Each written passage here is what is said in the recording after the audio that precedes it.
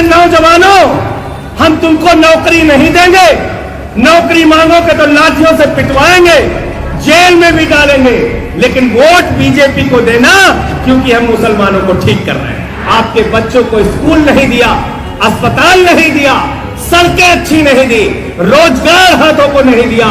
हिंदुस्तान के लोगों, हम तुम्हारी रेल बेचेंगे, तुम्हारी सेल बेचेंगे, तुम्हारा कोल इंडिया बेचेंगे, तुम्हारी सड़कें बेचेंगे, बिजली बेचेंगे, पानी बेचेंगे, LIC बेचेंगे, बैंक बेचेंगे, पूरा हिंदुस्तान बेचेंगे, लेकिन वोट बीजेपी को देना क्योंकि हम मुसलमानों को। इसलिए हम नारा लगाते हैं आम आदमी पार्टी वाले, हिंदू मुस्लिम सिख ईसाई आपस में है भाई भाई, हिंदू मुस्लिम सिख ईसाई आपस में है भाई। अब बात अस्पताल की होगी, अब बात हमारे नौजवानों के रोजगार की होगी, अब बात किसानों के फसल के दाम की होगी। मैं वैसे बाप नहीं कह रहा हूं, लेकिन संरक्षण देने वाला बाप अगर हिंदुस्तान की राजनीति में अडानी का कोई है तो उसका नाम है नरेंद्र मोदी। आपके बच्चों को स्कूल नहीं दिया, अस्पताल नहीं दिया, सड़कें अच्छी नहीं दी, रोजगार हाथों को नहीं दिया, किसानों को फसल का दाम नहीं दिया। अगर ये सब कुछ कोई कर सकता है तो आम आदमी पार्टी कर सकती है, झाड़ू वाले कर सकते हैं, याद रखो। संजय भैया, भैया, इसलिए मैं कहना चाहता हूं आपसे, ये जो हिंदू मुसलमान की दुकान चला रहे हैं भाजपा के लोग, इनकी दुकान पर शटर बंद करने का काम किसी नेता ने किया तो उसका नाम है अरविंद केजरीवाल।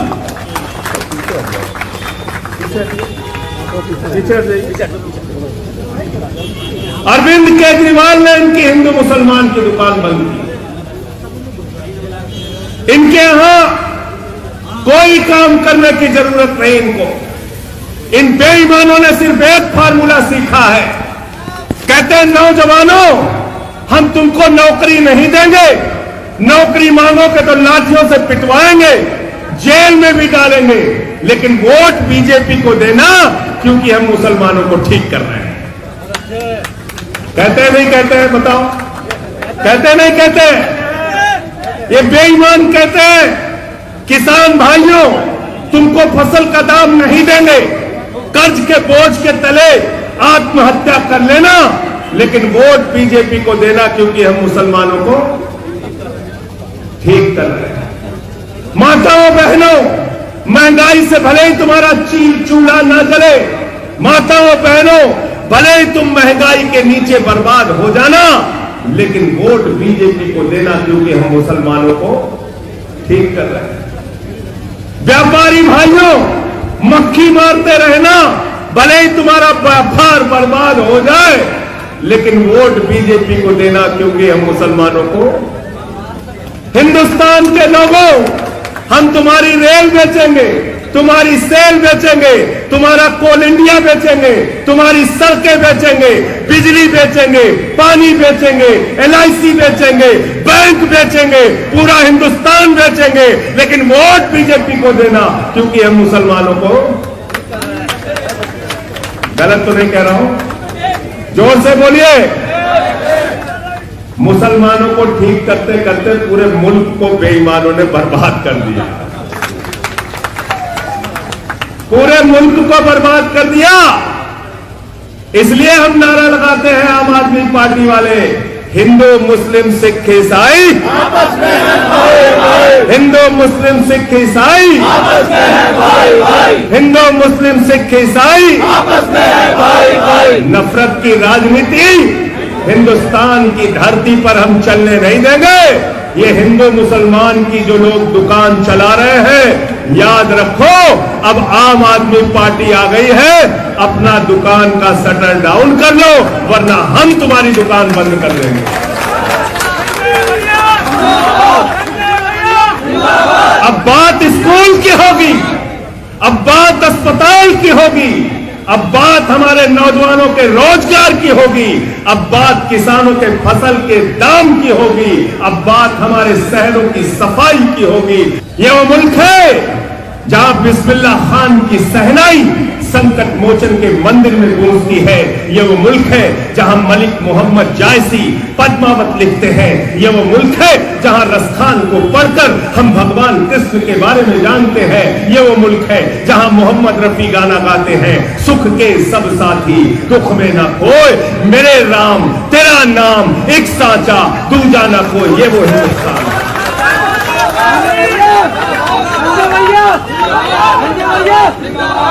और इस हिंदुस्तान को नफरत के नाम पे बांटने की कोशिश मत करो। और मैंने अभी बस्ती में ये लाइनें पढ़ी थी, हमको आपस में बांटने की कोशिश मत करो। हम हिंदू मुसलमान सिख ईसाई अगला पिछड़ा दलित सवर्ण 135 करोड़ हिंदुस्तानी मिलकर एक साथ रहना चाहते हैं, मिलकर इस हिंदुस्तान को आगे बढ़ाना चाहते हैं। हमको तोड़ने की कोशिश मत करो, क्योंकि बिछड़ गए तो ये दिल उम्र भर लगेगा नहीं। बिछड़ गए तो ये दिल उम्र भर लगेगा नहीं। लगेगा, लगने लगा है मगर लगेगा नहीं। बिछड़ गए तो ये दिल उम्र भर लगेगा नहीं। लगेगा, लगने लगा है मगर लगेगा। इसलिए हमें बिछड़ना नहीं है, हमें एक साथ रहना है, एक साथ मिलकर अपनी गंगा जमनी तहजीब को आगे बढ़ाना है। बताओ, अगर ऊपर वाले ने हमें नहीं बांटा तो ये नीचे वाले हमें बांटने वाले होते कौन है? अरे ऊपर वाला जब सूरज अपनी रोशनी देता है तो वो हिंदू मुसलमान सिख ईसाई सबको देता है। जब हमारे चंदा मामा जब अपनी रोशनी देते हैं तो हिंदू मुसलमान सिख ईसाई सबको देती है। जब ये हवाएं चलती हैं तो सब तक ये हवाएं पहुंचती हैं, ये सांस मिलती है तो सबको मिलती है। जब ऊपर वाले ने बंटवारा नहीं किया तो नीचे वालों का बंटवारा नहीं चलने देंगे, नहीं चलने देंगे। आवाज दो, आवाज दो। और इसलिए साथियों और दोस्तों, कोई छोटा चुनाव नहीं है, यह आम आदमी पार्टी के लिए बहुत बड़ा चुनाव है। विधानसभा के चुनाव में फैसल भाई वोट मांगने जाते थे, हमारी डॉक्टर साहब सुनीता गंगवार जी जाती थी, हमारे doctor AP Singh ji vote मांगने के लिए जाते थे, अंसार भाई वोट मांगने जाते थे। जब हम सारे लोग वोट मांगने जाते थे तो लोग कहते थे आम आदमी पार्टी वाले बहुत अच्छे हैं, इनकी पार्टी के नेता केजरीवाल जी भी बहुत अच्छे हैं, जो शिक्षा पे काम कर रहे हैं वो भी बहुत अच्छा है, जो इलाज का काम कर रहे हैं वो भी बहुत अच्छा है। भैया इस बार विधानसभा में माफ कर दो, अगले चुनाव में झोला भर के वोट आपको देंगे। कहते थे कि नहीं कहते थे? बताइए, हाथ उठा के बताइए, कहते थे कि नहीं कहते थे? कहते थे कि नहीं कहते थे?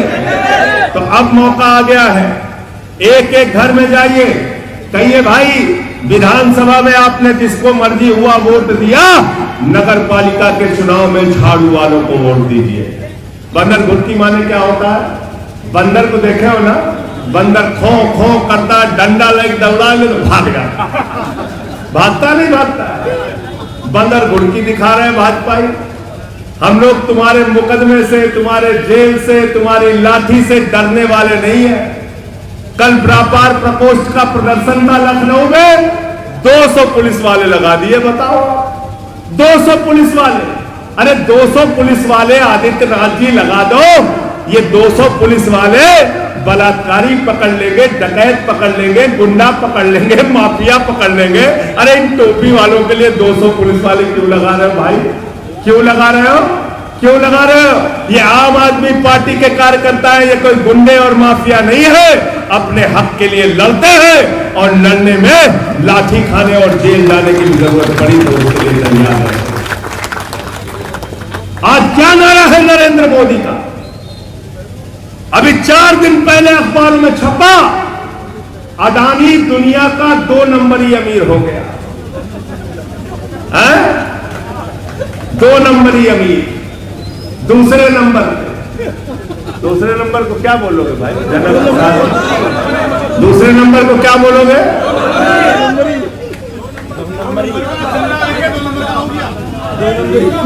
दो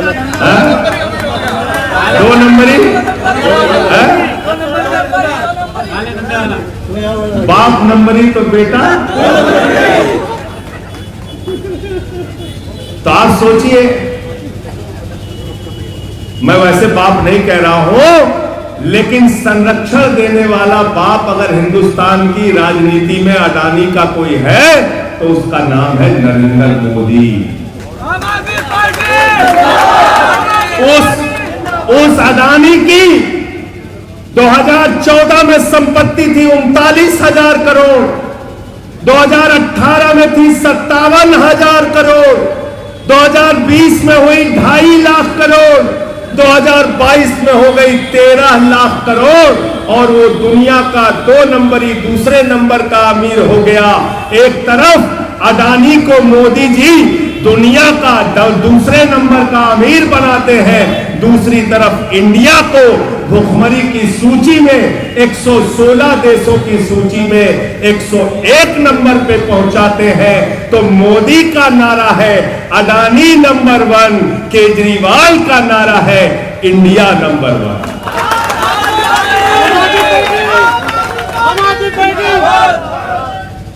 हमारे नौजवान कहते हैं हमको नौकरी दो, सरकार कहती है पैसा नहीं है।